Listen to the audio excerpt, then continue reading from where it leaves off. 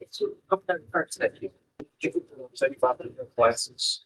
And I wasn't sure what they were saying that, but you finished. Yeah. I'm pretty sure. So we'll see. But it's needed. You know, but it's what? Oh, wait a minute.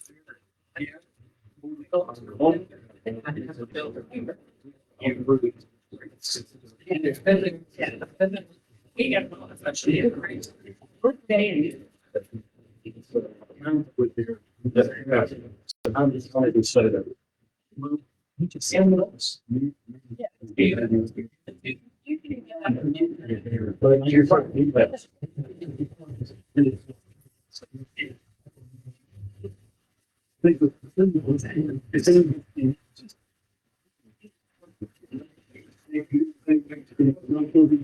verify. So there we go. You don't have to remove. Yeah, you don't have to remove it. Add it at the end. Remove the power. Is that how you gonna do it? Yeah. Remove it and add it at the end of the yes. Yeah. Just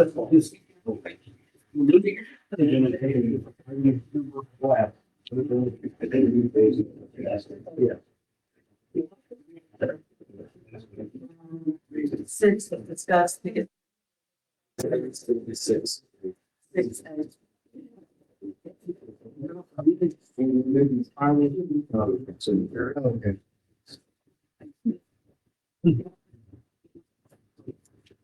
Yes.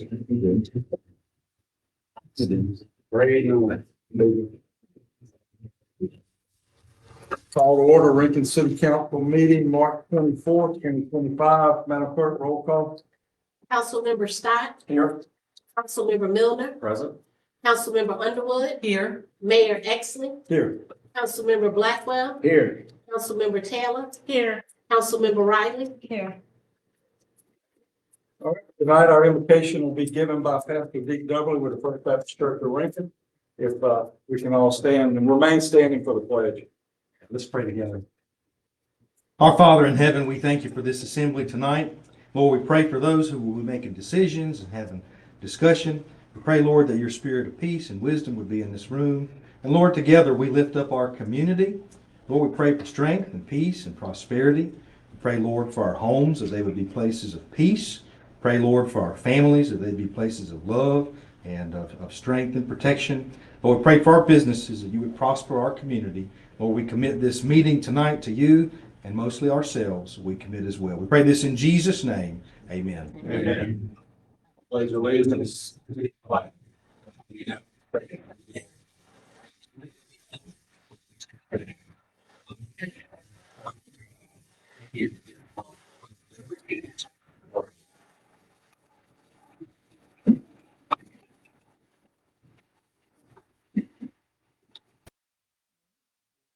Tonight with approval of our agenda. There's some changes. Yeah, I'll make the changes when we get to the consent agenda, if that's okay.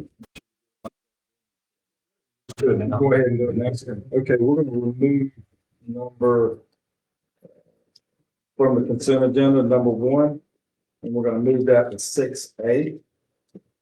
But we're taking that out of the consent agenda, so I'll look for a motion to approve the agenda tonight by removing line item number 1 from the consent agenda, moving it to 6A. Second. I got a motion by Mr. Underwood. I got a second by Mr. Scott. All in favor, say aye. Aye. Opposed? Motion passes. All right, then I'll look to, motion to approve the March 10th, 2025 minutes. If anybody has anything on that they seen. I have a couple of corrections. It was on one of the emotions, there wasn't a second. It was the approval of the February 24th meetings. The minutes doesn't show the second, and I had, Councilman Milner, being the second on that. And also that vote was not unanimous, but it was 4 for and 1 abstain. Yeah, Mr. Blackwell abstained. I abstain on that one. Mayor, I'm in order of a motion to make the approval with the necessary change. Same from that.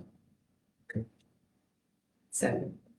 All right, I got a second. I got a motion by Mr. Scott. I got a second by Ms. Underwood. All in favor, say aye. Nay? Motion passed. I had one abstain, Ms. Riley. So tonight, public comment shall pertain to agenda items only. Should you wish to appear before council, form can be found at Rankin City Hall. And right now, Ms. Underwood, Councilwoman Ms. Underwood, will present the hero of the month.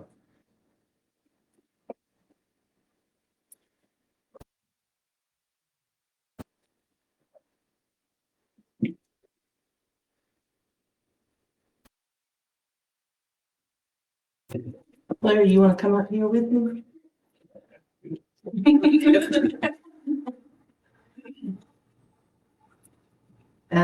It's my honor to introduce the hero of the month because he's kind of special to my family because he's my brother-in-law, Larry Quigley.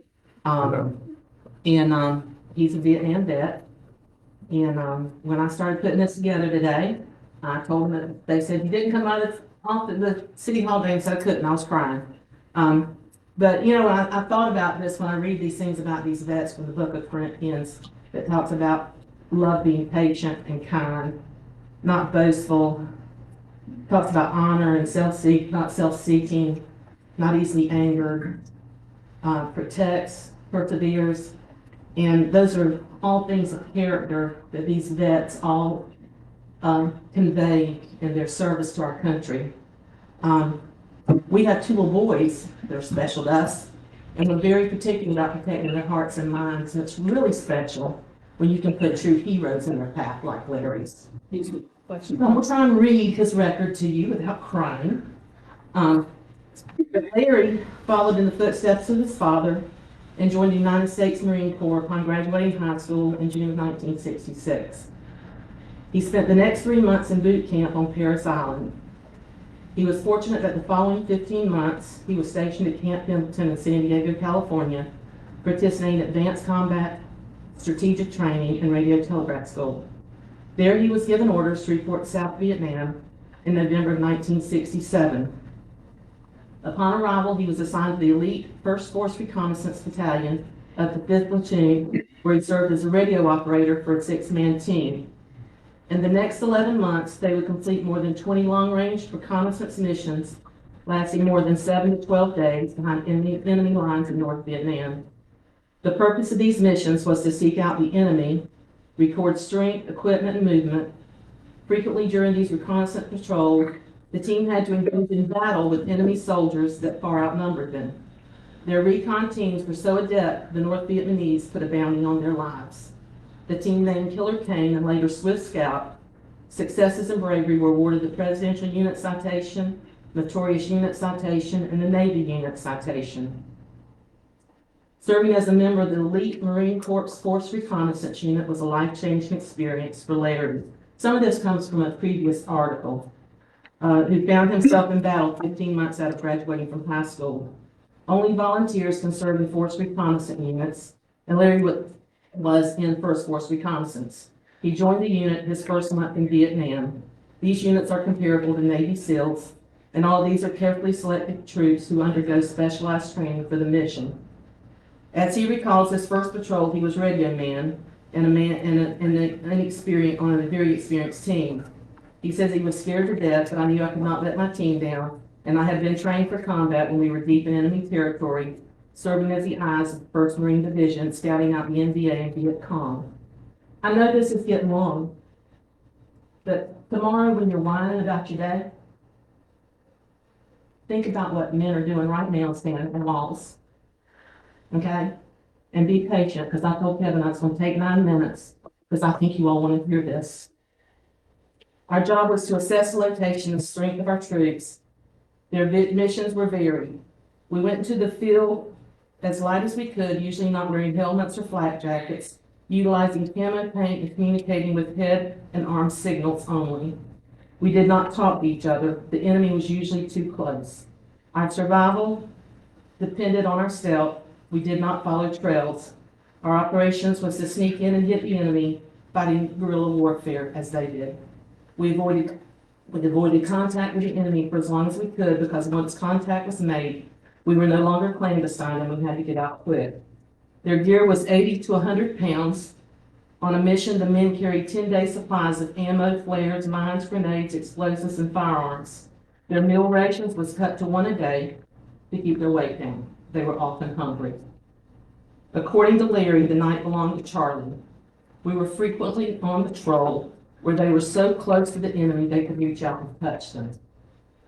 You could just know they could hear your heart beating because it was thumping so loudly as the enemy walked through beating bushes as they were hiding.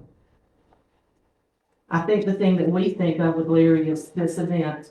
Larry served during the Tet Offensive, which was the biggest battle of the Vietnam War.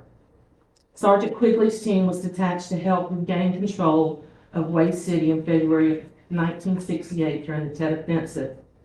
On entering Way, while crossing the Perfume River, 2 of the unit's men were caught in the initial fire. As they attempted to go after the men, they came under heavy fire. Larry volunteered to evacuate the men stuck on the bridge. During the several attempts to bring these mortally wounded comrades out, he was pinned down and hit 6 times. One bullet went completely through a magazine of ammo clipped to his belt. Though wounded, Sergeant Quigley insisted on staying with his team as they worked to recapture Way City. It was the first urban door-to-door engagement since World War II. For his heroic actions, he was awarded the Bronze Star and the letter D. The citation reads in part, steadfast in ignoring his pain and injuries, he again maneuvered across this fire-swept terrain and accompanied another Marine returning with the casualties. The citation further notes that he refused medical evacuation and contributed significantly to the accomplishment of his unit's missions in the city. His comment, as other Marines do, we do not leave our dead or wounded. He also received his Purple Heart. The South Vietnamese government recognized Larry for these actions by awarding him the South Vietnamese Cross of Gallantry. After his enlistment when his enlistment was through, he came home and went to Miami-Dade College, where he received a degree in aeronautical science. Then he re-upped and did a short stint with the Marines and taught reconnaissance training at Camp Lejeune, North Carolina, where he served until 1977. Larry, it is my honor to make you this hero of the month. Thank you, Mom.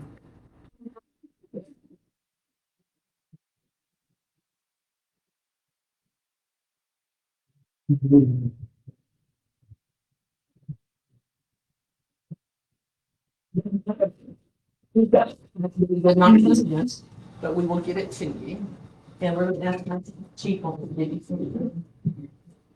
This is my chief's point, so thank you for your service and everything you've done and your sacrifices, everything we want to do. I appreciate you. Yes, sir. And we're going to get a quick picture with these, and we'll let them, let's get it. Come on, Daddy. And we'll hold. That's my boys right here.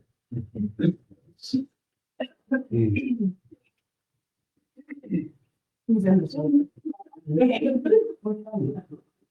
Oh, Sonny.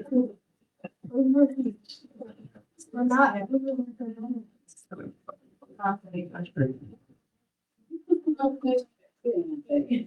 But they're coming to me later.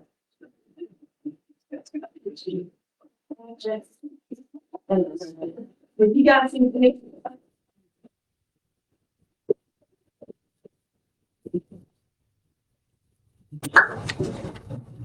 You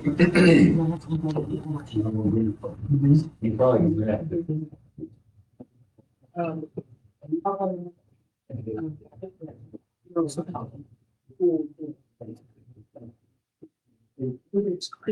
It's the air room.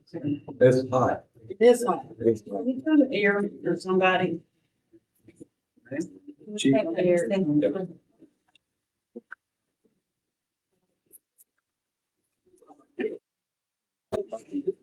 Oh. Thank you, Chief.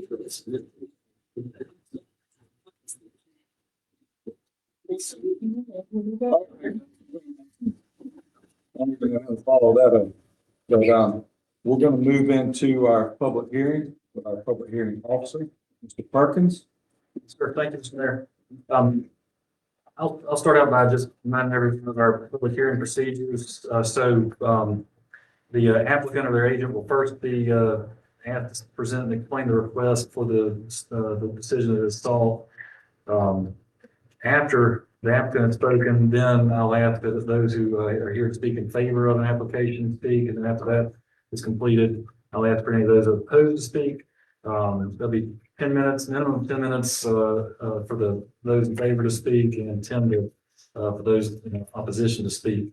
If any, speaker has made a total of $100 or more in political contribution to members of city council and planning and zoning board, they need to disclose that. We'll take that up if that's applicable.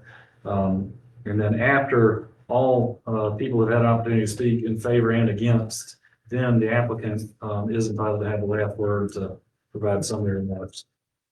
Those are the rules of our hearing procedures. The first item on the public hearing agenda is public hearing on a petition filed by Parallel Infrastructure, care of Collective Solution, requesting a conditional use variance to construct and maintain a 199-foot monopole style wireless telecommunication facility located at 777 Old Augusta Road South.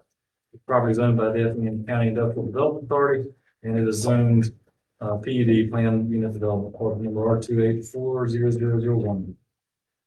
Would the applicant or their agent like to come forward?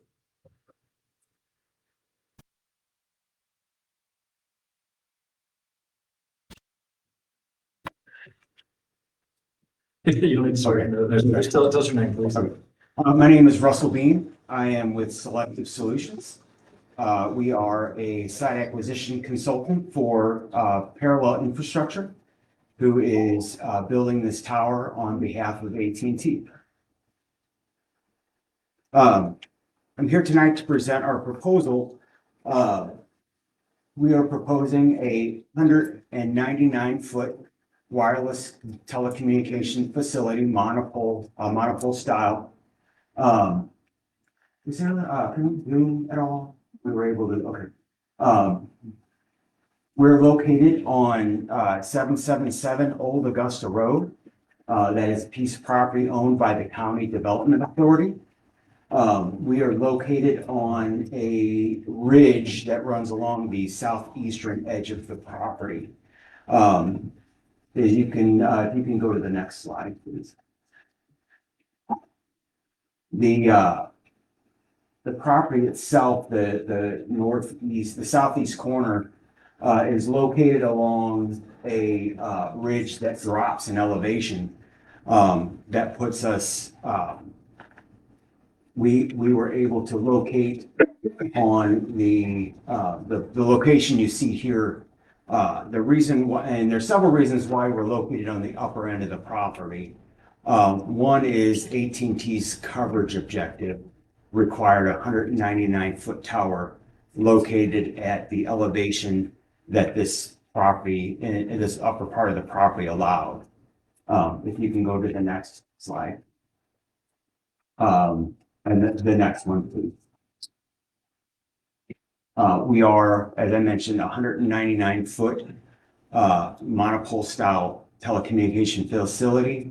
The tower plans, the tower itself is shown as being capable of holding 3 carriers. This actually could hold, we show 3 because there's now currently 3 in existence. There's T-Mobile, Verizon, AT&T. AT&T will be located at the top of the tower.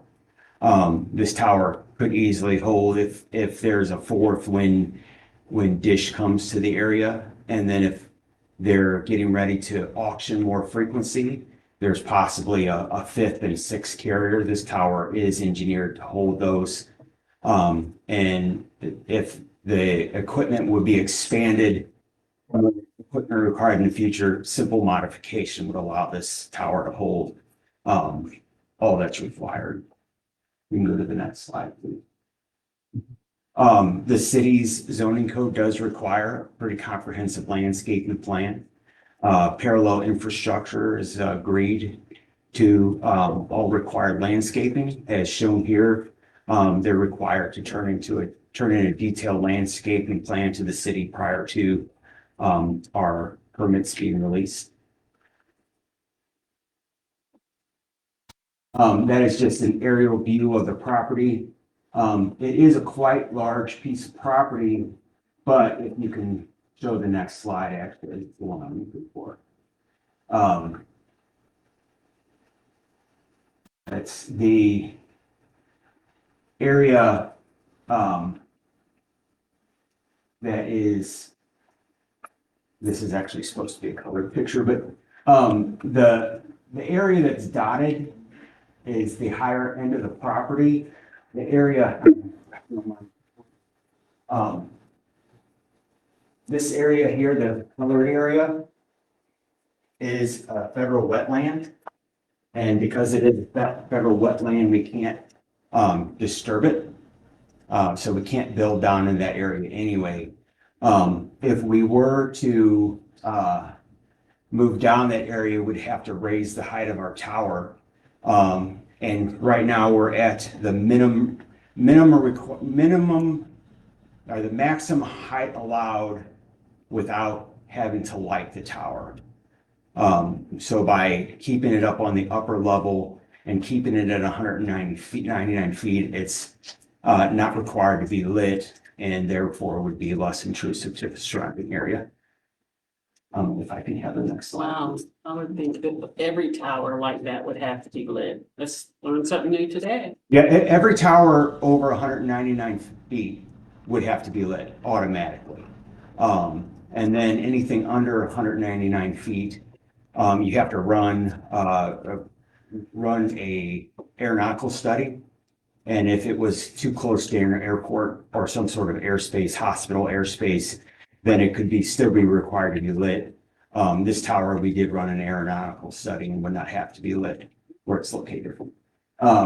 This here is just an example just to show the topography change. And then if we can have this tower, this is a letter from the tower manufacturer. And what this letter briefly said, in simple terms, is that if this tower should fail, it would fail upon itself, and any part of the tower, if it would fail, would be within our 50 by 50 fenced lease area. These towers are designed not to fail. My home is in Arnold, Missouri. We just had an E3 tornado go through. And for a week, the only communication we had was through the cell phones. So they're designed not to fail. They're designed that if there is an event, that this is remained intact and would remain operational. But what we have designed in there is that if it would fail, it wouldn't fall like a tree and it wouldn't break apart. It would collapse upon itself, and then it would keep the remains of the tower within our 50 by 50. That's what the top part of the pole would be, was the. Correct. Base. The base would stay, put. There's a picture, I have it on a disk drive, I didn't print it up, but there is a tornado that went through Oklahoma, and the back end of a semi wrapped itself around the bottom of a tower, and the tower was still operational and didn't fail. It was an E4. It went through Oklahoma. It was a big one. And there's actually a drone video you can look up of the Oklahoma tornado where they followed the path of the tornado, and this drone had to fly around the towers that remained standing. You go through any quality control, I mean, cars, I know it's designed not to fail, but the Titanic was designed not to sink. So, being realistic, what did you do to test this to see that it would do this? Well, this is an engineer that's designed this, and So Rome. you've never seen one actually? Oh, I've seen plenty. I've been through, one of my jobs, and one of the things that assists me in my job, and I've been doing this since 1999. November 18th, 1999 was my first day siting cell towers.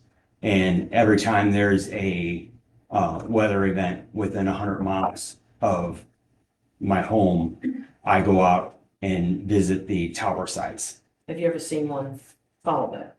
I have not personally.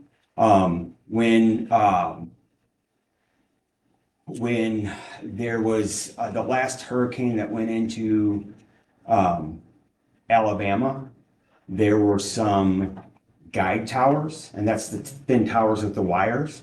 And there were some self-support towers that did fail. And actually, I don't know did they get the new packet?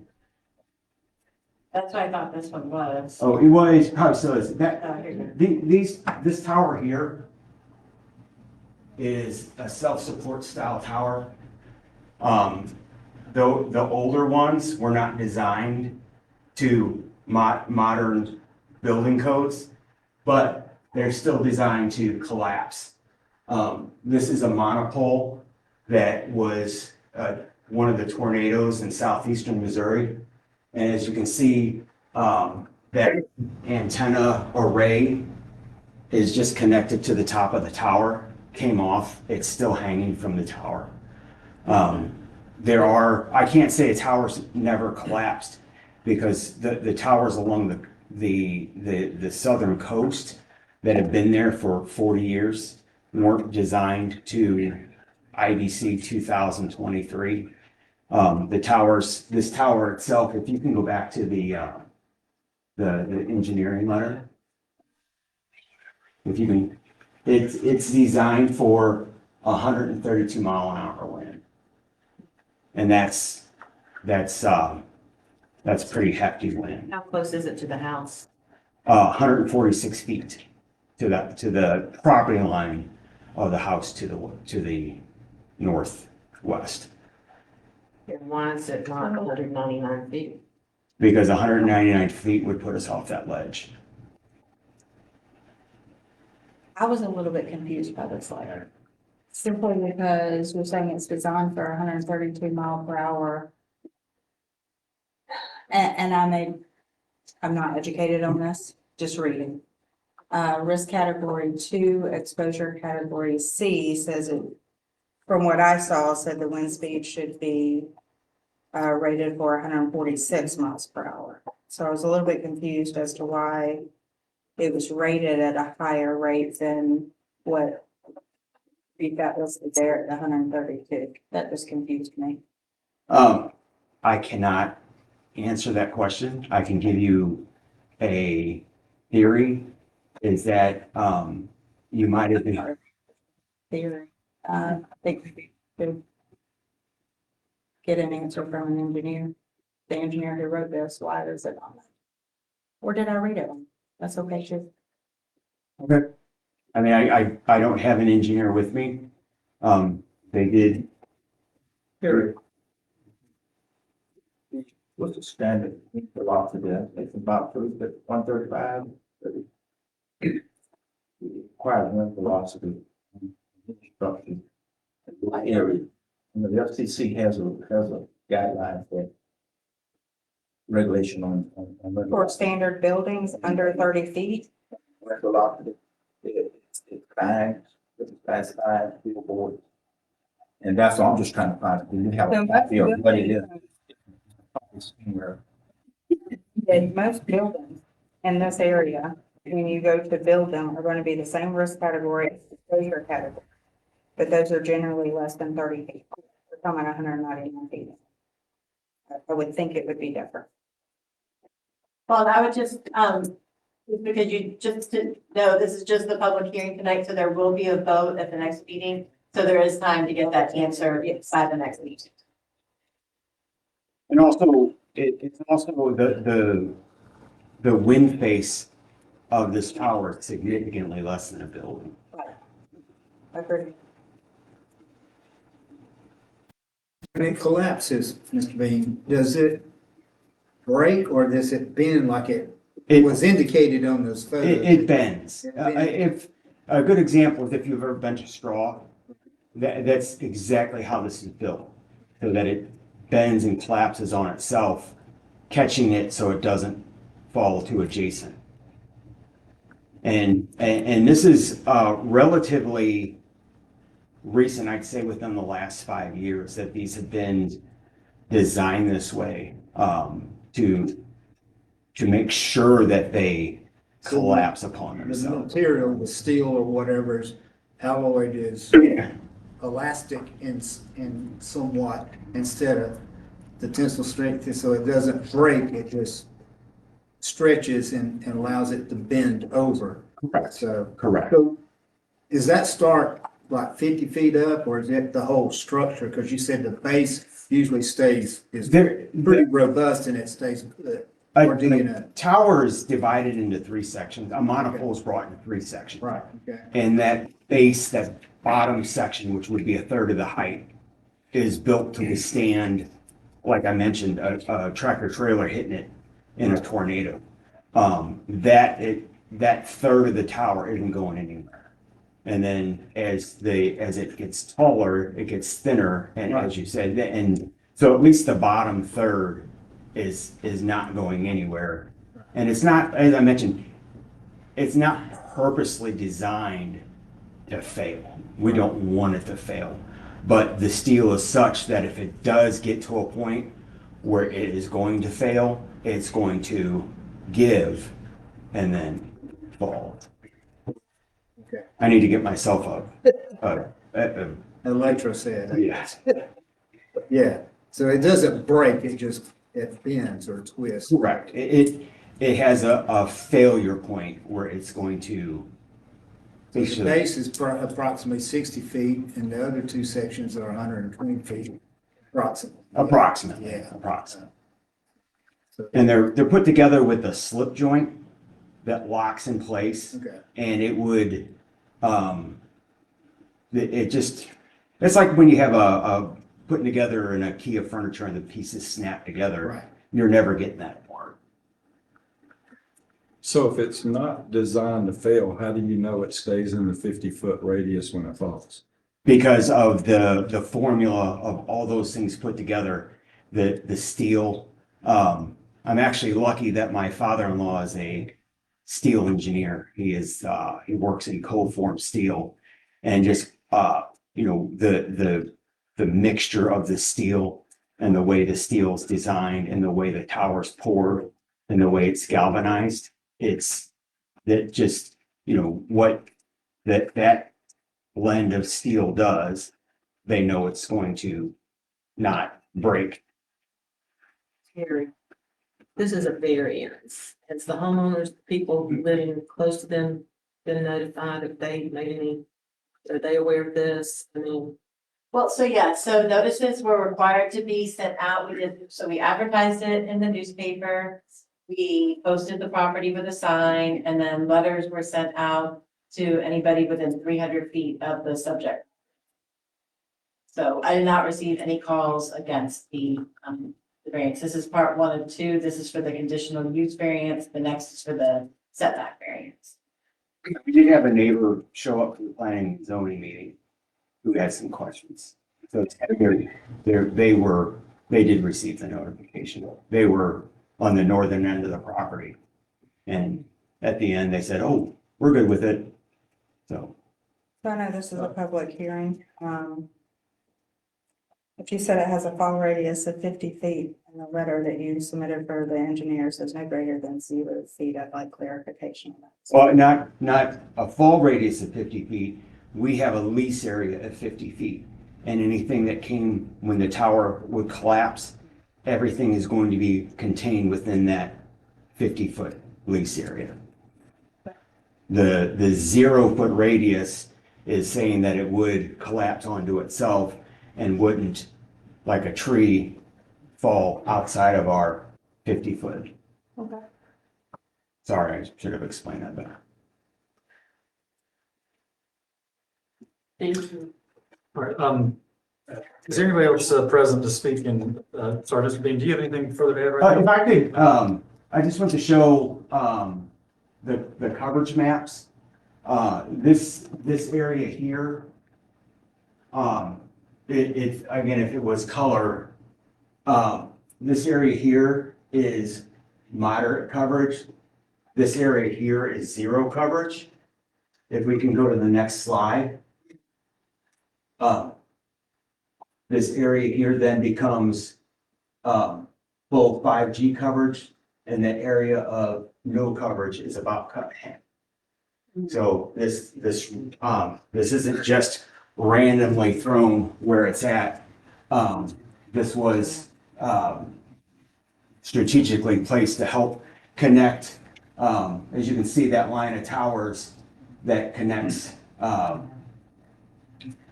the highway 20, is it 21? I'm sorry, it's 21.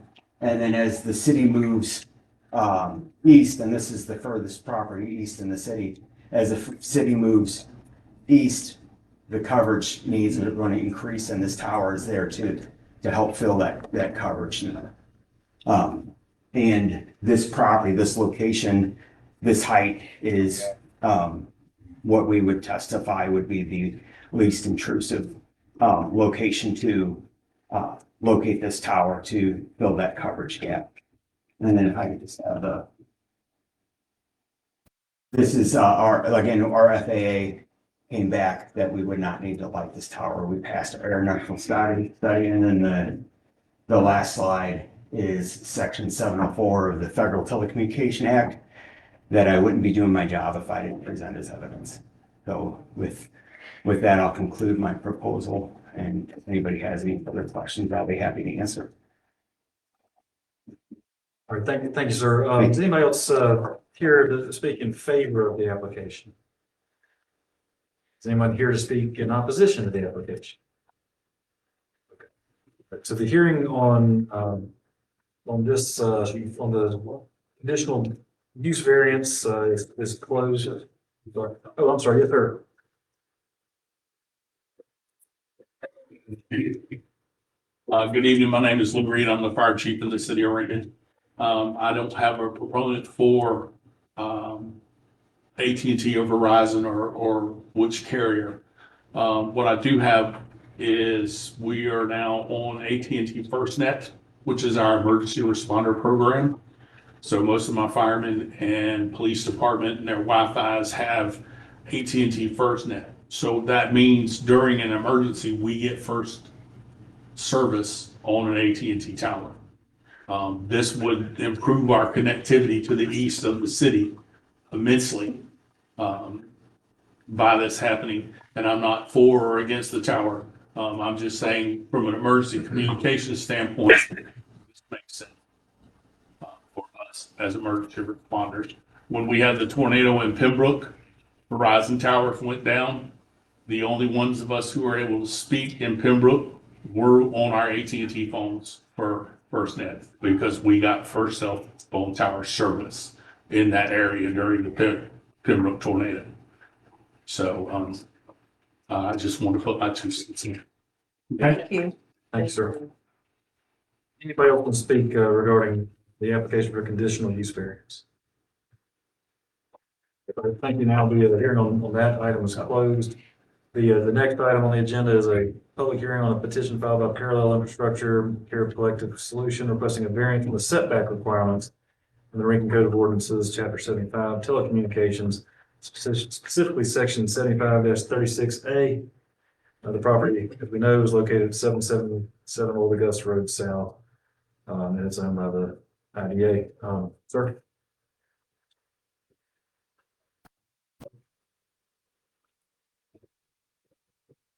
I'll be very brief. AT&T has a coverage objective that they are trying to meet with this tower. The best and least intrusive location for AT&T to meet this coverage objective is located at the property in question, 777 Old Augusta Road. Would it be possible to bring up the topography, the survey, the second page of the survey? Yes,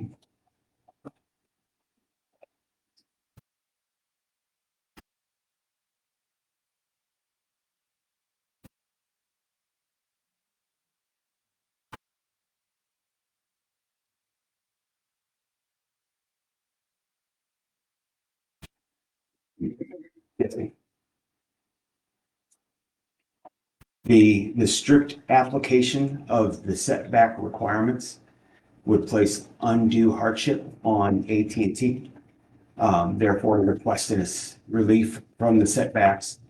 If the setbacks were strictly applied, they would force us down into the lower parts of this property, which would require, would not be allowed due to the floodplain and the wetlands. 2 would put us below our required elevation. And if we were to be forced down the hill, which we couldn't do, that would require a taller tower, which would therefore then have to be lit, which would then make this not the least intrusive way to fulfill our coverage objective. And with that, I'll answer any questions that you might have.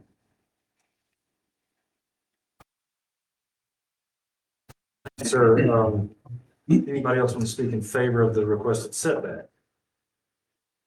Anybody want to speak in opposition to the requested setback? All right, the public hearing on this item, the agenda is closed. The next item on the agenda, on the hearing agenda, is public hearing on a petition filed by Brad with Medlog Cold Storage Savannah LLC, requesting variance to construct signage over the maximum square footage allowed per the city's ordinance. They are proposing 121 square feet over the allowable square footage on the west side and 744 square feet each over the allowable square footage on the north and south side. This property is located at 1300 Heritage Way. It is owned by Medlog Cold Storage and is zoned industrial. The applicant, I'd like to come forward and speak regarding this agenda item.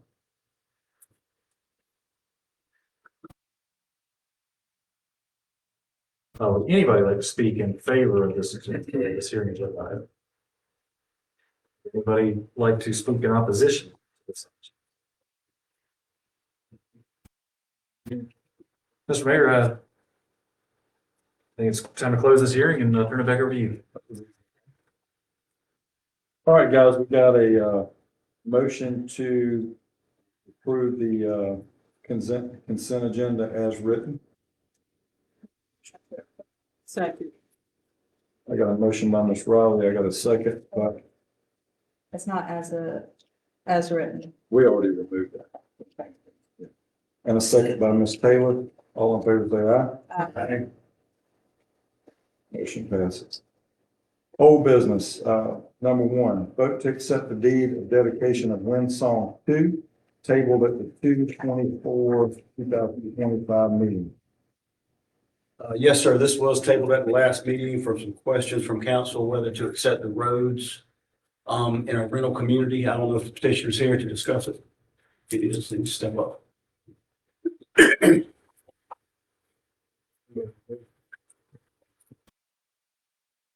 Council, my name is Drew Walker. I'm a civil engineer with Thompson Hutton. I worked on the original Windsong Phase 2 project. The project was constructed throughout 2013. It consists of 58 single-family residential homes. It is the second phase of the larger Windsong development. The previous phase was developed prior to 2008. It was originally one master plan community, and then phase 2 was wrapped up here, I believe, beginning of 2014. Prior to our last council meeting, we were advised by staff there were some concerns about the fact that the community is a rental community. We are requesting that the council take over the roads and the infrastructure associated with the project. So we did want to just kind of understand those concerns and answer any questions that you may have. I'll tell you. One reason is we didn't want it to be an all rental community. We thought when they first came to us, they said it was going to be sold. The houses were going to be sold. So your community is no different than an apartment complex, in my opinion. So why should we take care of the roads? Well, I guess I can't speak for the selling of the lots themselves. I know that, the lots were sold from the developer to another entity. And what that entity did with the lots, me personally, I was not necessarily aware of that. That's about DR Horton, are they not the owners now? Yeah, DR Horton is here. This is Clay Kramer with DR Horton. No, we sold the asset, the 58 lots, we sold them to an investment who's renting them out now. Do you live here? Yes, ma'am. I live in Savannah. Well, I'm the one that brought the question, because I don't see this as more than corporate owned. And why should the city take over the roads of a corporately owned subdivision when we don't do that for apartment complexes or townhomes? So I brought the question and then it was sent to the attorney. Would y'all like to address that for us? Well, I'm not aware, and you guys tell us if you see otherwise, I'm not aware of any agreement, that was whereby the city agreed to accept dedication at any point, you know, in the development process, and, nor am I aware of any ordinance in the city, that would require the city to accept the dedication. So I think those are my comments that I have. Happy to hear from you guys on that issue. I mean, I see where we might want to take the utilities. Is that a suggestion? Water and sewer, yes, ma'am. We'll be in favor of that, but I'm not in favor of taking roads for corporately owned subdivision. I don't think it's fair to our taxpayers and citizens to take on a liability for basically a rental complex. And I understand that wasn't your intent, but you sold it to an entity that made it that. That doesn't mean that we're not.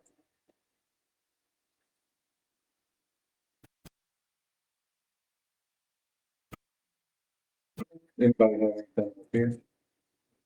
My concern is with the public entity like that and, public side of it. It's always by being 100% rental, it's gonna be.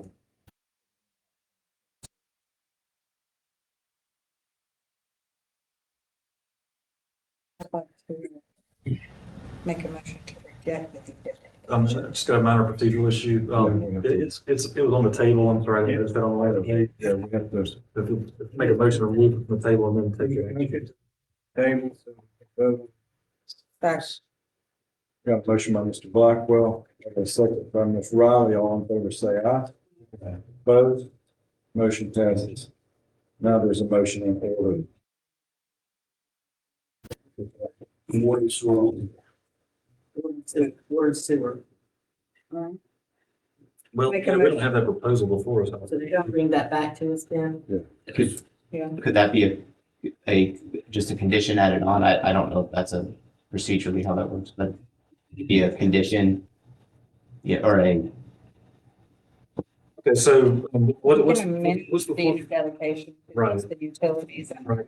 Dedication. What's before you is just a deed, is, I think, everything being dedicated, and so my recommendation, if council desires to deny, is just to vote to deny this legal dedication, but I think you guys have heard what they're willing to do, so you could come back to the city with that proposal. so we would come back with that. Would we need to table this one to get revised? No. Okay. That's the motion I'm gonna make. Mhm. And then you would need to come back to ask us to take the utilities. They've got to come back.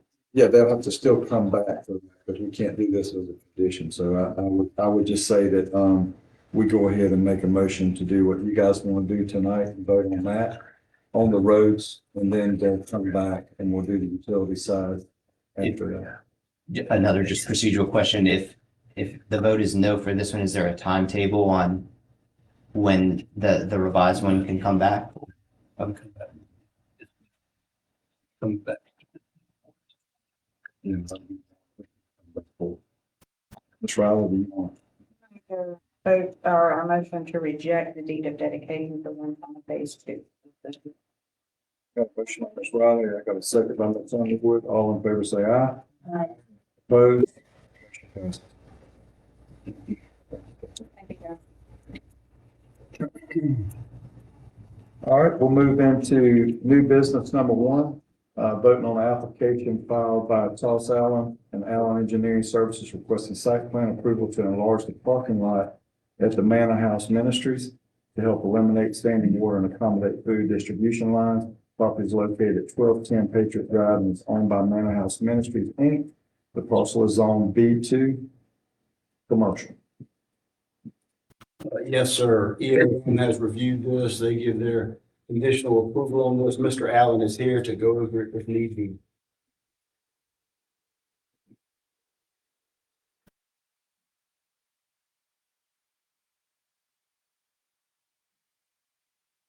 Good evening, Thomas Allen, representing Manor House Ministries.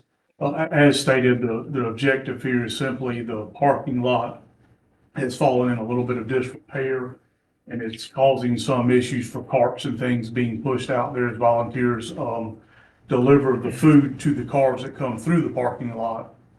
And there's standing water that they seek to get rid of.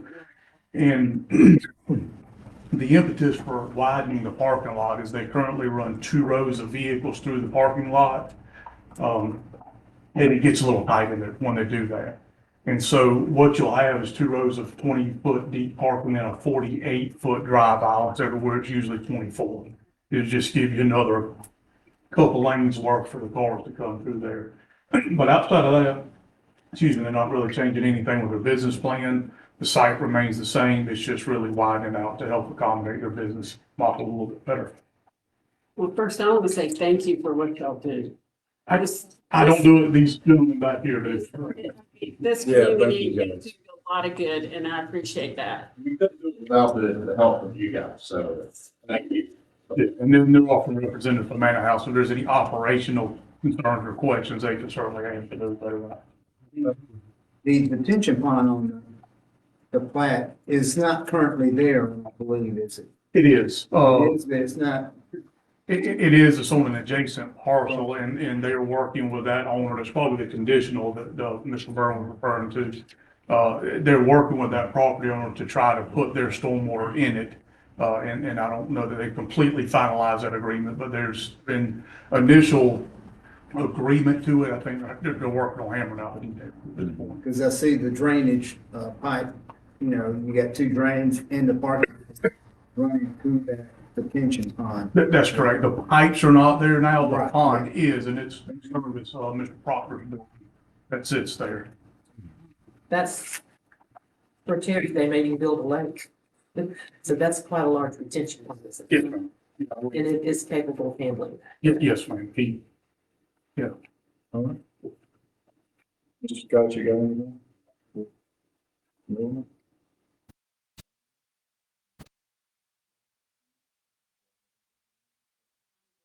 Y'all really do need those parking lot bigger and fixed, because I visit over there quite a bit, so. Yes, ma'am. It's also to help the flow of the people in the store as well, Yes, sir. to not collide with one another. Yeah. Make a motion to. I got a motion by Ms. Riley, I got a second by Ms. Taylor, all in favor say aye. The EOM made a recommendation of conditional approval. It's on page 101 of your packet. You may want to, you may want to ask Ms. Riley if she wants to amend her motion to make it a conditional. Conditional based off it. Condition upon the agreement of the adjacent. That's true. Make a motion to approve with the EOM recommendation condition. Approved. Got a motion by Ms. Riley, I got a second by Ms. Taylor, all in favor? Opposed?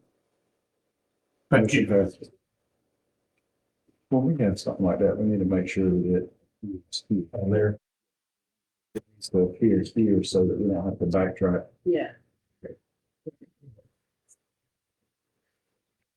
New business number 2, Vote on application filed by Cody Rogers with EMC Engineering Services requesting site plan approval to develop the property into a residential community with 79 individual townhomes.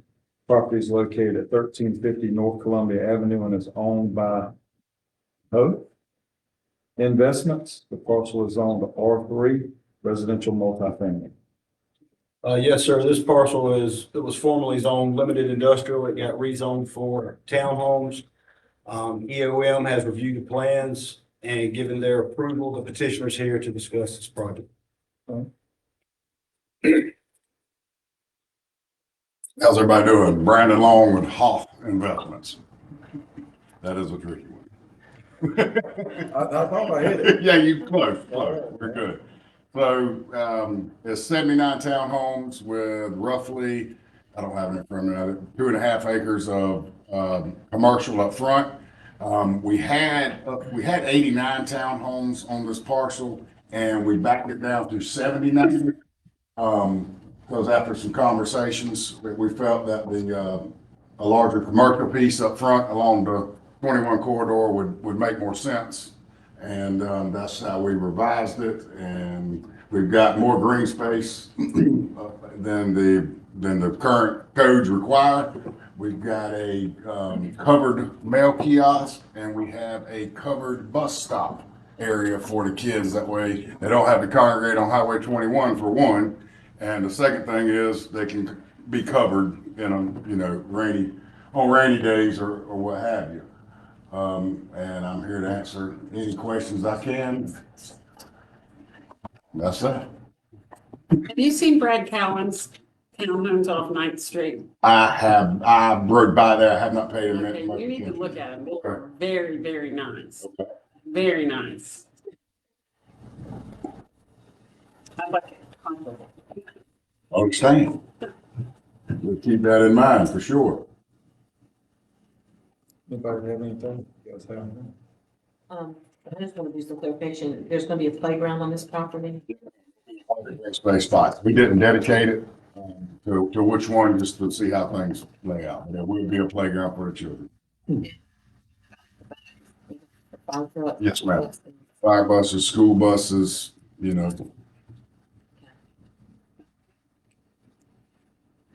Motion's in order? Make a motion.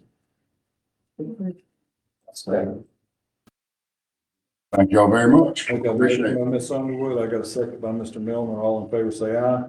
Opposed? Motion passes. New business number 3, vote on a second reading on a petition filed by Keith and Joy Woods with BKB Properties LLC for a zoning map amendment for a parcel located at 0 Magnolia Drive to amend the zoning from R2 single family and duplex residential to B2 general commercial. The parcel is 1.18 acres and is owned by BKB Properties LLC. Yes, sir. We've had a public hearing, the first reading on this. The petitioner's here to discuss.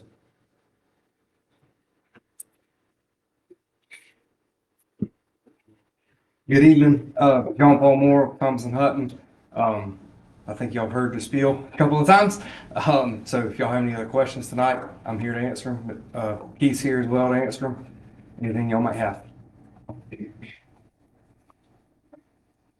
Mr. Scott, you guys got anything?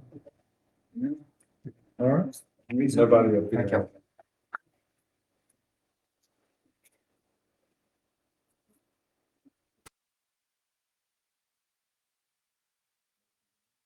You got a motion for the floor? This is. Second. I got a motion by Mr. Scott. I got a second by Mr. Blackwell. All in favor, say aye. Opposed? Motion passes.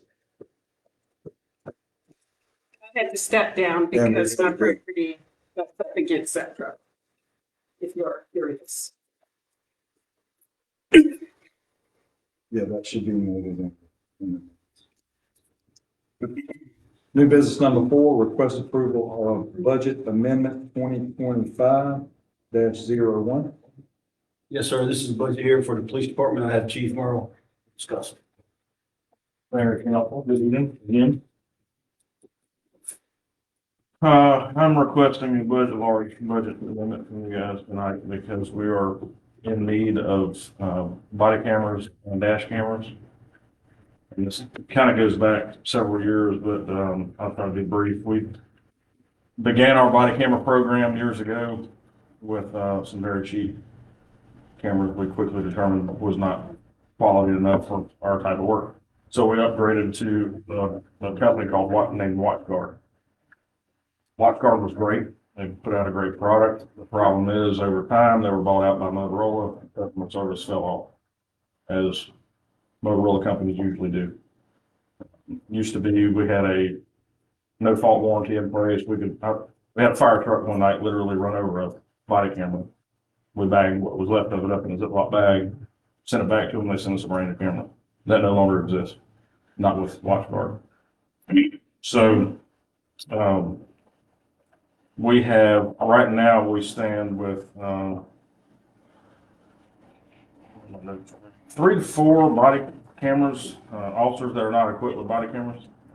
And we have 6 full-time issued patrol cars without dash cams. That's not counting our spares on the back.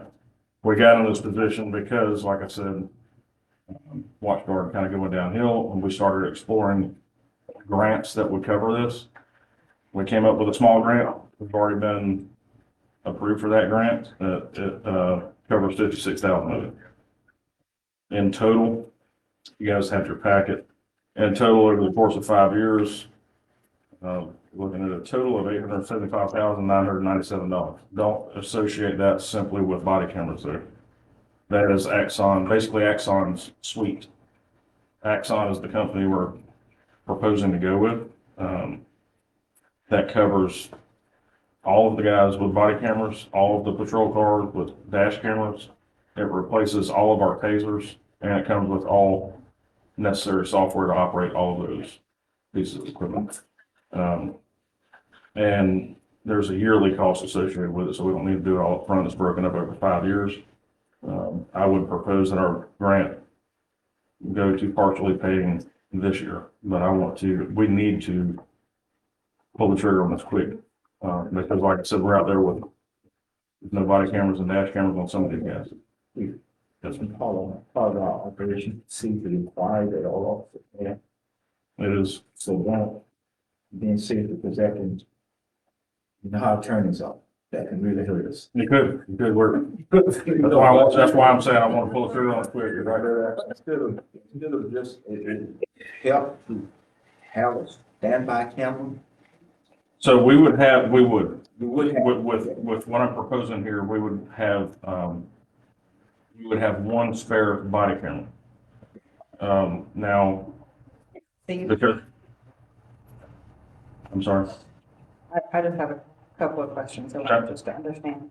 How many officers do we have? 29 sworn positions right now. And these cameras would not be shared across shifts? No. Each individual officer. So when the patrol cars are being outfitted now, they come with their docking station inside the patrol car to charge the camera and so forth. And the part of the software that comes with Axon and some of the other companies is they can pull up, when they pull up to the police department, it automatically starts downloading. They don't have to bring it in and dock it. So it's kind of set up with the patrol car. That's not. So And we've gone through that shared thing before, and it never works out. There's always issues with that. So how long does it take, how long would it take to get outfitted? Don't know that. I don't have that answer. They didn't give you they gave you a quote, but they didn't give you a 30-day window, or a 6-month window. Because I was just thinking that, even if we started, we build that in, we could still build that into the budget. And I don't want you to think we're looking at this thing just kind of half-cocked either. We demoed 3 different companies. Axon was one of the companies we demoed. We also demoed Lenslock and the new WatchGuard by Motorola. All of which, the least amount of time we demoed one of them was 90 days. And some of them we demoed for longer. We determined Axon to be the most streamlined that you could possibly get. And it goes more into just recording incidents, right? So you have We get all these open record requests from the DA's office and from our municipal court for our records clerk to fulfill those open records requests with this software. It's literally a drag and drop. Is that Oh, yeah, good? Done. that's good. Can you monitor, the videos while they're out? It does have that capability. Similar to school. If I had the need to log into it, yes. I could. And, so that this doesn't happen again like previous company, it got bought out and it fell apart. How long has Axon been in business for That's itself? part of the reason why we chose Axon. Lenslock is a newer, much smaller company. They're cheaper, but they're still upwards of $500,000. And that was part of my concern. I didn't want to go with a smaller company. I was really leaning towards Lenslock to begin with because of the price. But I didn't want to go with one of those smaller companies because they're going to wind up being bought out by Motorola, Axon, some of these bigger companies. Axon's been in business for a long time. I don't know how long, but they're the ones that they have the software for tasers and everything else. They're not being bought out. They're an established company. Does any, the other agencies in the area use that? Yes, a bunch of, most of them are, the ones that don't have Axon wish they had Axon. I'll say that. But they are expensive. They're an expensive product. Yeah, let's move back to Ms. Riley. I don't believe she was finished with it. Sorry. So you have your costs broken down across 5 years. What does your 5-year growth plan look like? Because I heard you say this only allows for one extra unit. So we would have any additional user licenses would be an additional cost. We'd have to purchase this stuff. But do we have a 5-year growth plan? But the department is projected to grow between now and 5 years from now. Should we have those numbers in here? We could, but we don't have a need for those additional positions this year. So Understand, we but you've build got it it in budgeted over 5 out. years. You've got it budgeted out 135. So if you're thinking 2 years from now, you're gonna add 2 more employees, should we not be looking at those dollars now instead of that, you coming back and asking for another $8,000? I think we would go back in year 2, and we would budget it for. Yeah, if we put in this budget. It would have to be a very minimum to the. Well, Budget additional. Is it, no, it would be a minute, not just, 4 years. Then we budget it. Yeah. The big thing is so I can keep in mind and start moving forward. And then I can build it in my budget in years to come. When I kind of know what I'm Yeah, I just don't tentatively want going to do. I need lots of them. I know. So I'm just trying to like get that in here now if we can. Well, I appreciate you going the grant route. That's impressive. It's all started. They're ahead of the grant on that and got awarded the grant. So Every little bit helps, so I'm supposed to be here with me. Mr. Owen, what you got? I make a motion to approve. Oh, no. Do you have any questions? No. Okay. Mr. Blackwood, No. everybody's done on this one? Yeah. All right. Make a motion. Also, I did bring. Oh, I'm about ready to approve. Yeah, you. She did all the finance work for me. She's got that squared away. Perfect. And that's also included in that. Perfect. Thank you. Yeah, we love her. Said we. I got a motion by Ms. Taylor, who wants a second? Second. Got a second by Ms. Riley, all in favor say aye. Aye. Opposed, motion passes. Thank you, sir. Thank you. Number 5, new business, we got a first reading of an ordinance by the mayor and council for the city of Rankin amending the code of the city of Rankin, Georgia at chapter 82, utilities, article 2, section 82-31. Yes, sir. Dallas is going to speak on this finance officer.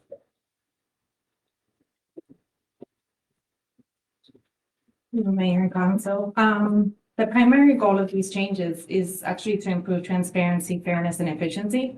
And as I got here, I started analyzing the way we do all of our utility billing procedures. And then we noticed that under our current ordinance, the city is actually imposing a $35 cutoff fee on delinquent accounts. And it's happening every month. Even if you're like 1 month past due, the following month, you're gonna get that $35 cutoff fee. However, these accounts are actually not being disconnected. And fees keep accruing. There hasn't been an actual cutoff procedure in place.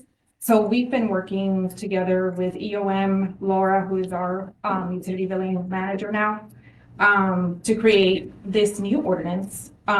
This would allow, it's actually a win-win for the city and for customers.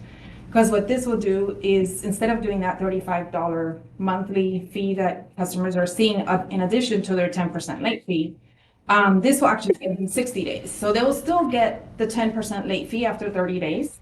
They'll get another 10% late fee after 60 days, but within the first 7 business days of the following month, we have coordinated specific dates with EOM to make sure that, to cut off these customers. But at that point, that's when we are going to charge a disconnection fee of $70.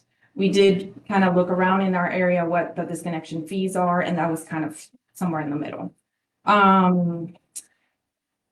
We are also working on setting up, we're working with Tyler Technologies, which is our software company.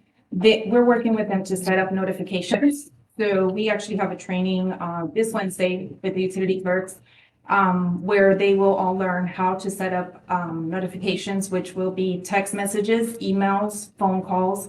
These will all be in English and in Spanish.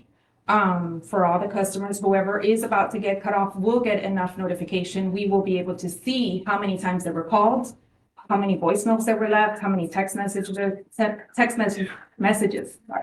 they received.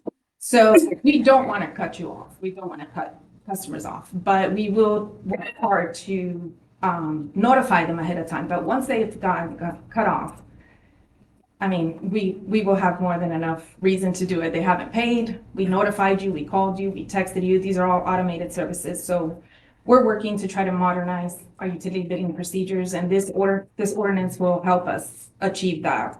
And that way we'll also reduce the billing disputes, adjustments. A lot of times people are coming back and saying, well, I never got cut off, and then the girls are having to put in adjustments and stuff for them. So this is going to reduce a lot of that and streamline the enforcement and create a financial stable utility payment process and procedure.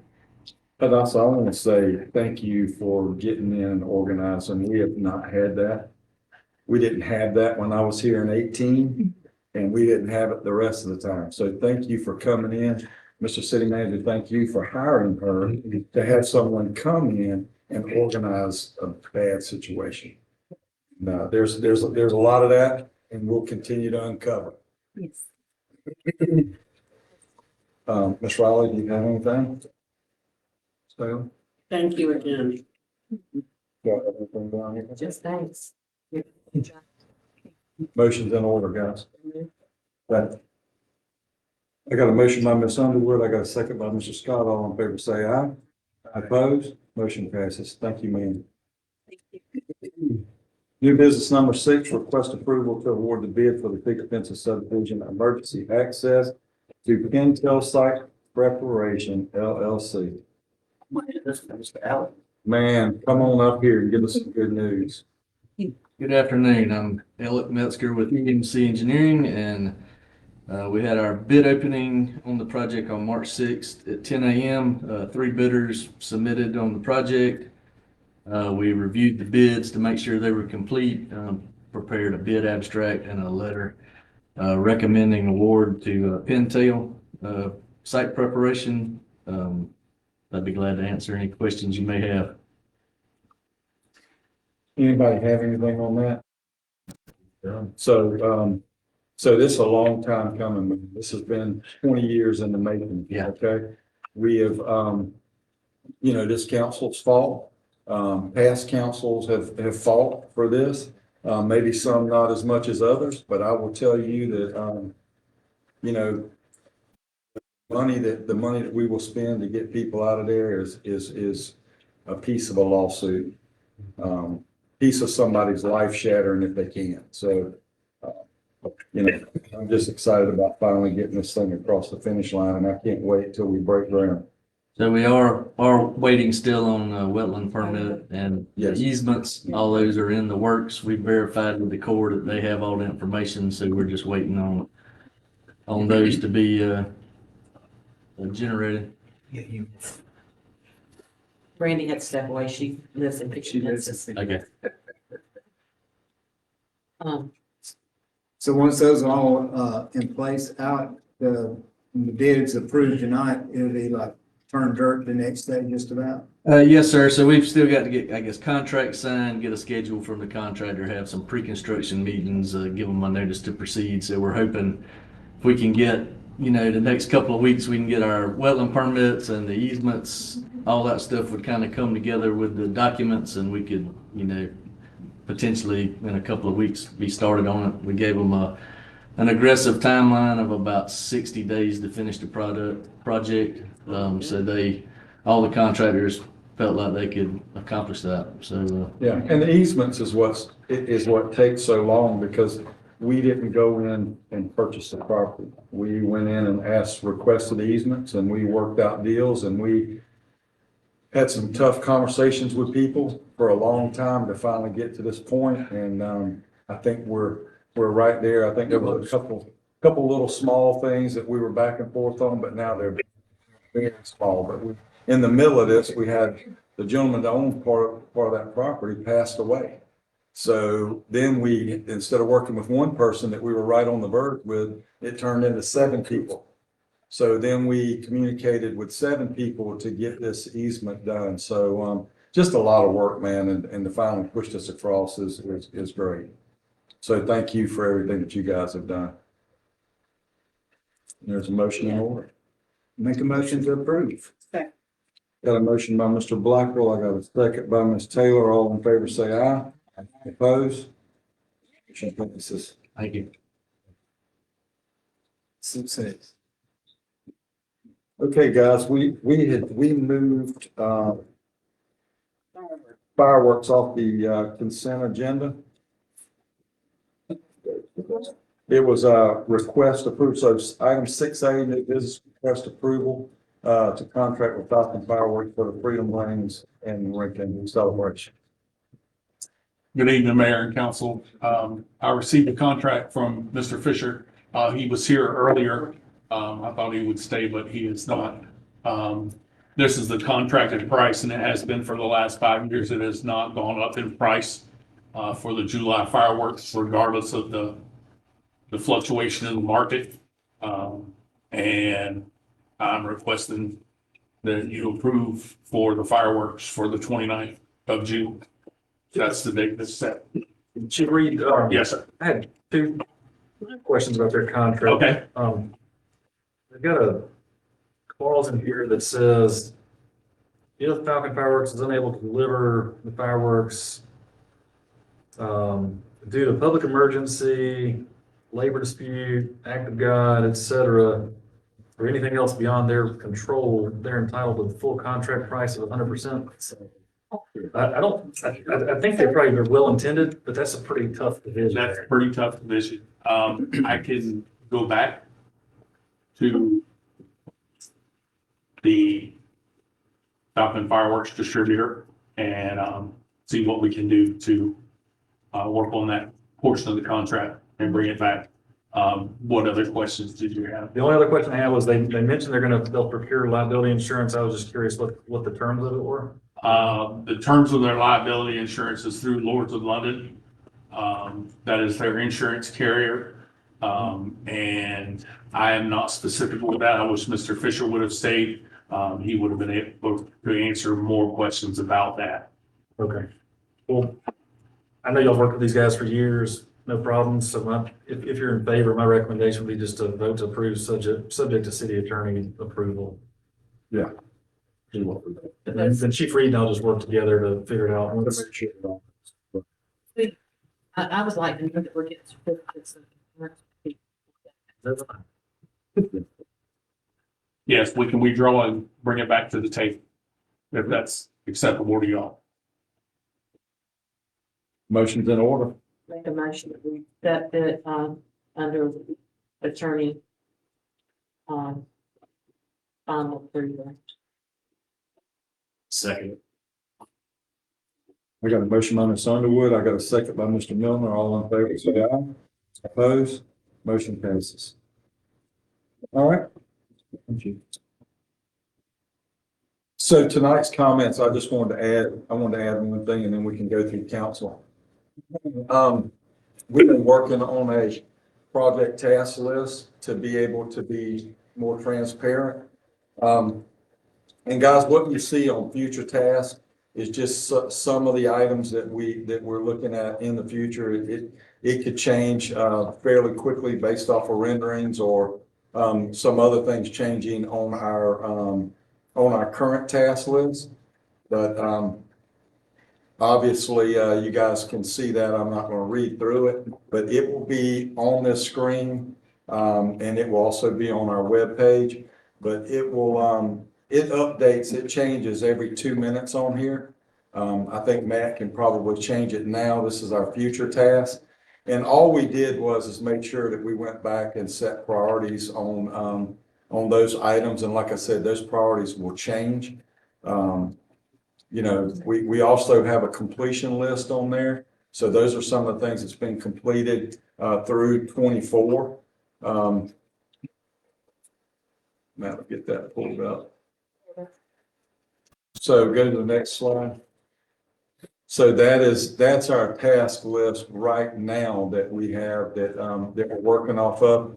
Anything that has a 0 in the column is just almost at completion.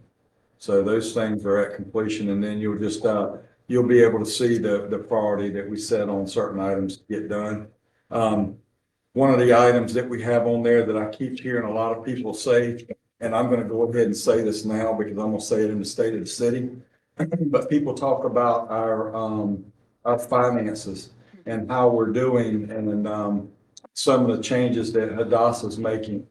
Well, I will tell you that we've always talked about having reserves. We've never had a true SOP and a policy on our reserves. So we're going to be able to put back our reserves to cover us for 1 year. If we didn't make a dime, we could cover that, and that's going to go into an interest-bearing account, and we will have that as part of our a standard operating procedure as part of that.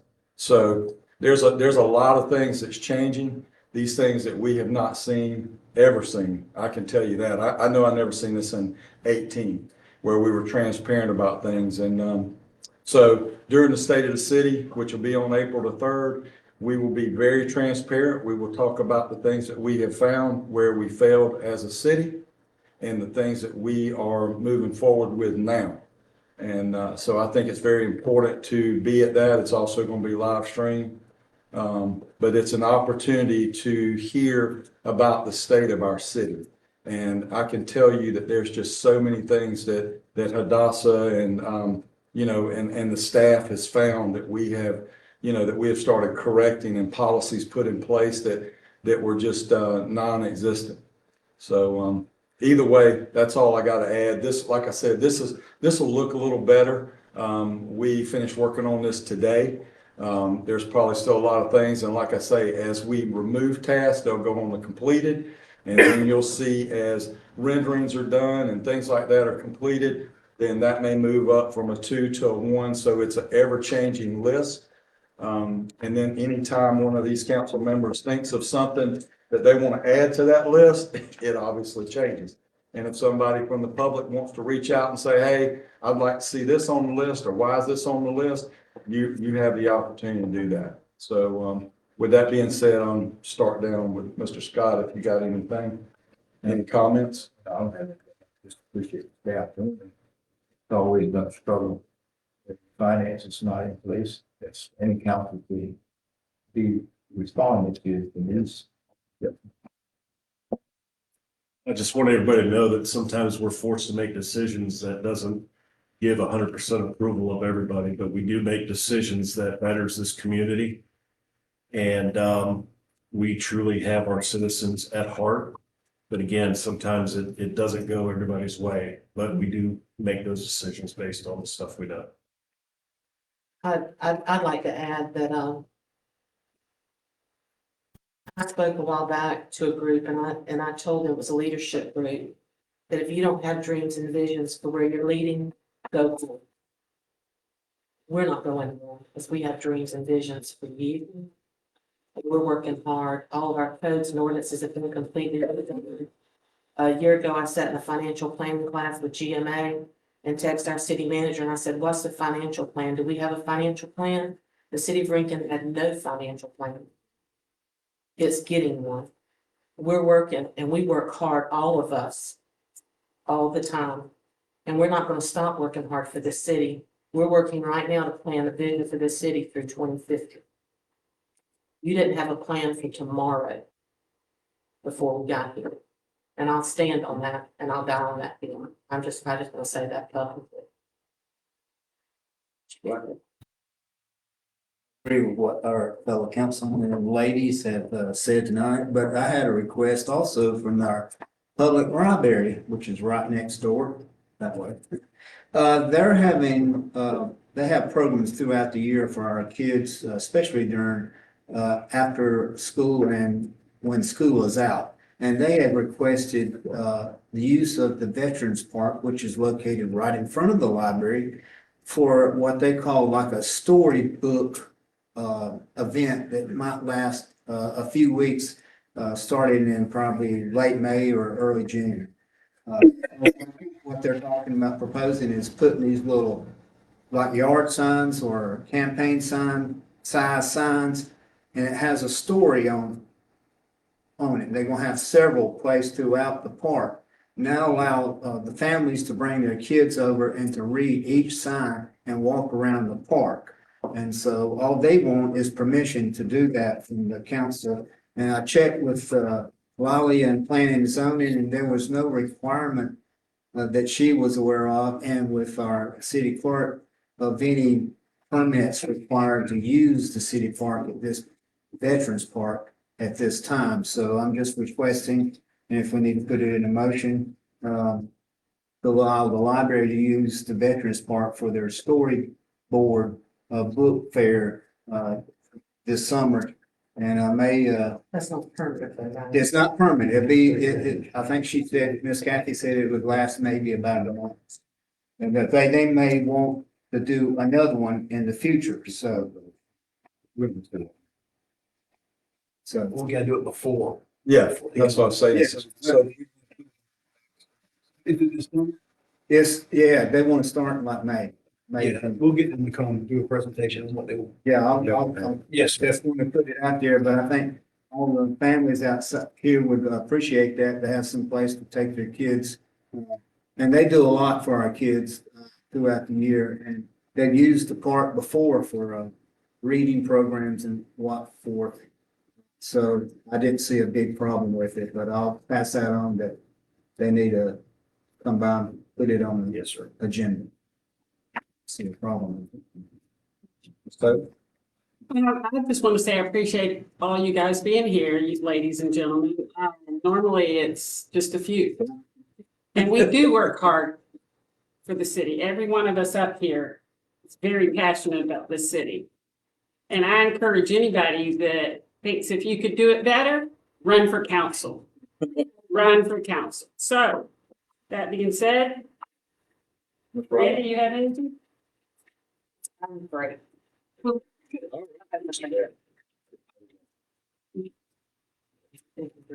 are they gonna? yeah, we can ask that you guys. Just explain a little bit about this, because this is definitely something new that the residents may want to, they want, you guys come on up. So, do apologize for getting this today to y'all. We would have had that last week. So you have a chance to look at it. But what you will see is just some highlights of what happened in February. Of course, we're almost done with March. So many of these things that we have on the upcoming list have already been started, or possibly been completed.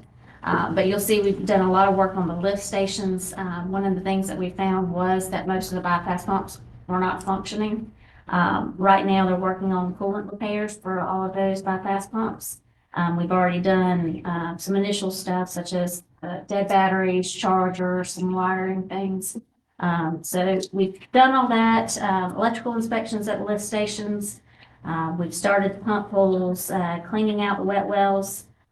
We will have, it says 11, but actually we only have 4 left now that we're already into March. getting those cleaned up. You'll see a package coming up next month that'll have like before and after pictures. It will also have some of the larger items such as some repairs. We're waiting on a few quotes for some rehabs on a few pumps. Thankfully, we think we can rehab those instead of actually having to replace them, so that'll save some costs there. We've also got some updates just on, you'll see the graphs for streets, water, sewer. That'll tell you everything from meter diagnostics, installs, grinder pump issues. So we had 18 last month with 4 replacements. Meter installs, there was 37 meter installs last month. So you'll see all of this type of information each month. And if there's anything that you ever are not sure about or have any questions on what it actually entailed, we can definitely get you some more detailed information. It'll also show your permit compliance for your groundwater usage. That'll be in there every single month. And as we go through another year, then we'll kind of compare 2025, 2026, that sort of thing, so you can see how that's trending out. This will also show you how many citizen calls you've had versus things that we've found, preventive, corrective, that sort of thing. And then also included in this packet, a table for the lift station upcoming work. So that'll just kind of tell you some of the things that we're finding, some issues with some floats. We've got some thermal issues at the lift stations. Simple things like hour meters to doing fence repairs for security and safety purposes. So we're going through all of those. And of course, anything that's larger scale repair. Move forward, maybe those. Is there any way I could meet with you? Okay. Yeah. Well, with Robbie's permission. I want to talk about signage. That's a big pet peeve of mine. Okay. And just show you some pictures that I've taken. Yep. Thank Not you. a problem. Thank you for that. And that is one of the other things that we're trying to restock the inventory because we're finding there's not a lot of inventory that was there before. So Yes. trying to get a handle on what we need to order, what we need to keep on stock, so it's easy to address those things. Yes, ma'am. I can tell. I went over, kind of toured the place with Josh and blown away just how organized they were and how they cleaned up the place. So, and he said, we're not closed. And I thought, wow. I mean, it looked so much better and you guys are doing an awesome job. And those are things that we knew. You know, we knew this was going to be another Band-Aid that we pulled back and had to have stitches. But that's what you guys are doing. And like I said, these lift stations, I remember, probably the first week Robbie was here, that was his concern. He knew, he said, we're gonna spend a lot of money on lift stations, and that's all he was keyed on. And we wasn't even thinking about that. We were thinking about all these other things we were doing, but, getting you guys in here has just been amazing and what y'all have done. We're gonna look at trying to do a Saturday morning on the sweeping for 21. We've looked at some of the traffic and think maybe early morning Saturdays might be a little bit better instead of doing it late at night and then you have some safety concerns. So we're gonna try that, see how it works. I'm sure there'll be people that don't like it or do like it, so feel free to let us know how that goes. We didn't want to do subdivisions too early and too late because then you have the residents that, don't. So I want to keep that in mind too. And also for the projects coming up, the county did get East Ninth on their bid packet that went out Friday. So that should be coming back in April with those bids. They were able to just take that portion of the project. We will have to get with EMC on the other half of 9th Street because they could not do that with the scope that they were putting in their bid packet. So that will be a scope project, but we do get that published. And so, and you guys are They going have, to see, not for the county. but the other projects. So remember, guys, and I don't know, Tim, didn't know this, but we had all of our streets evaluated. And EOM had those evaluated. EMC did. EMC did all that. I know you started doing something. But yeah, those guys went out and did the survey and EOM is working with EMC to get a list together of the streets that we're going to be resurfacing this year. They already started the list previously, so what we were looking at is what didn't get done in previous years for funding. Now, the current LMIG is actually pending approval, so we're trying to wait, and that way we can have one project at once, and then we'll get with them on the bid packet and what they need. The county. And they're gonna Kind of piggyback on the county so that we could tie in with them to complete Ninth Street from where they were coming from. So we're doing that, and then also we step across the Ninth Street extension on the other side. So that'll, you know, the east side, so that'll continue. Yeah. The only ones that we could. It's actually on the county's website for, well, for the Ninth Street now. EMC, y'all provided that. So I need to say that. It was actually, uploaded to the right spot also. I don't know if they've got those live yet or not, but you can actually go on there. All of the city roads are color coded, will be color coded with the information we found in the report. So, Yeah. Ways it was, Yeah, we divided it up by cost, I think, by locations and by, I can't remember, it might have been another way, but yeah. So it was ways to group roads, like if you had a subdivision that had one bad road, you may want to do more than one road. And there was another thing, Mr. Scott and I had sit and talked about, 7th Street, 9th Street, about looking at some drainage, because obviously we're good at spending money and putting piping in and doing things like that, but then we never had a schedule set to where we come back and did the maintenance in the ditches. So that's another key, item that we're going back, and I think to be as equitable as we can, the way that we look at this is we talked about with the city manager doing a quadrant of the cities, and then making sure that we take that quadrant and we schedule that quadrant as you guys go through and clean out, because, you know, going on the 7th Street, a couple of side streets over there, they dug the ditches and didn't clean the pipes out. So water went flowing. So it was just standing water. So we should be getting on that in the next couple of weeks and starting in that area and then working our way. The main thing now we need to look at, focus on, making sure the lasers, what is running where. The correct way. Yeah. Because one thing about it, once you get the elevation right, the water will, pipes will just clean itself. Yeah. I think we want a city too, where citizens should never have to call us and tell us their ditch needs to be cleaned out. Yeah. They should never have to do that. And that goes with our schedule that obviously we should be getting from you, and also the schedule on the sweeper. Because we want to make sure that neighborhoods know and areas know to get the cars off of the sidewalk. We can put that on Citizen Central so that we can make sure that we clean those equal. so we'll be sweet, we're gonna try the 20 Saturday, so everything else will kind of remain the same on the schedule that we've got, so make sure you've got a copy of that. Is that scheduled on Citizen Central? Now, I went with Matt on making sure everything is put out where it needs to be. We'll work now.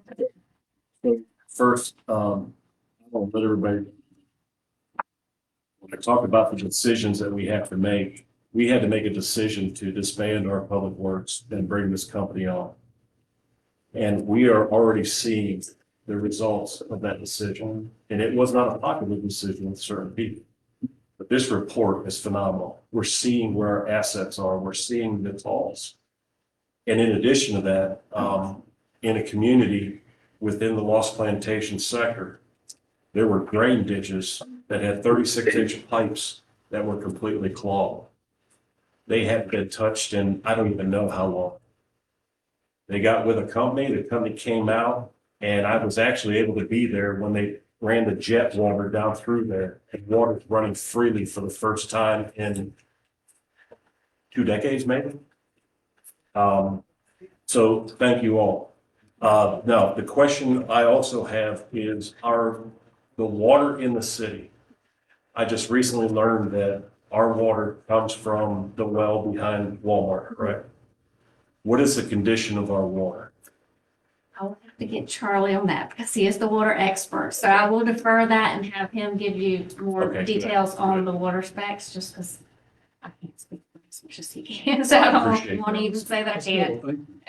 And all of our bypass pumps are now working. They are in the process of still working through them. We've found all the coolant issues and that's what they're working on right now. So we're still working through those bypass pumps, but there wasn't any that were working to start with. I will say, you know, the staff has been very good to work with.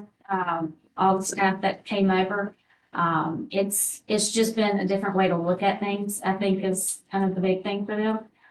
But they've all been great. We haven't had any issues and, I've really enjoyed working with them. Yep. I want to think that's it. That person had an opportunity, choice. So we had one person that didn't choose, but the rest of the team went over with them and hopefully they're learning and getting better. Yeah, we've really enjoyed working with them. Perfect. Thank you. Hope Thank you you. think of the same. We won't beat you like this anymore. Just everybody need to hear the great job you guys are doing. All right. Everybody else got anything up here? I think we need to go into executive session. There's a need for it, sir. By the way, Robbie, without you, that would have happened. Thank you, sir. That's. All right, you got a motion? Should move into executive session. Okay. All right, I got a motion by Ms. Rod there, and a second by Ms. Underwood, all in favor, say aye. Thank you, everybody, for coming.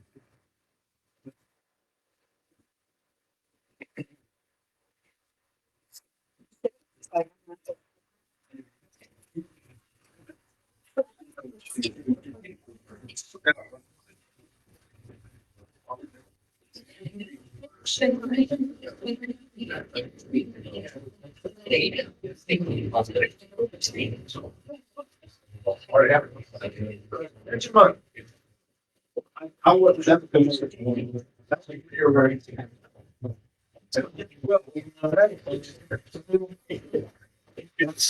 yeah. That's it. That was it. That's it.